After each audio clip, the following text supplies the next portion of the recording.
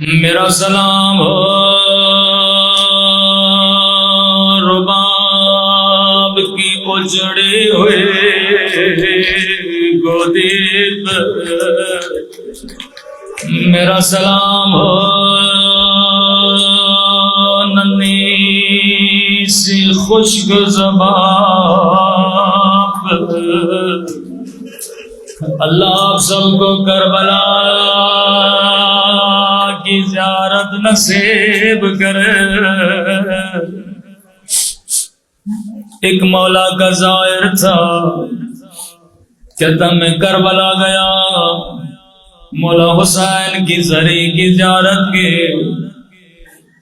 میں نے ہر زائر سے پوچھا بتا علی اصغر کی قبر کہاں ہے؟ میں نے سنا تھا حسین نے قبر بنائے تھے۔ ظاہروں نے کہا ہمیں پتا نہیں ہے۔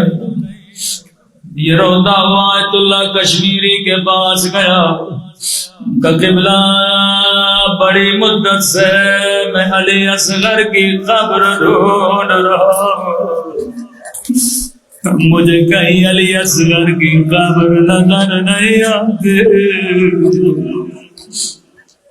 آقا کشمیری کہتے ہیں مجھے بھی پتا نہیں تھا۔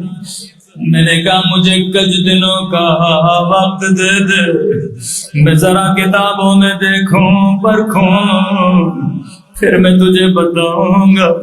آقا کشمیری کہتے ہیں میں نے بڑی کتابیں دیکھی پر مجھے کہیں کچھ نظر نہیں آیا۔ میں مصلی پہ بیٹھا، امام حسین سے توسل کیا۔ میں نے کہا مولا بڑی دور سے تیرے زائرات،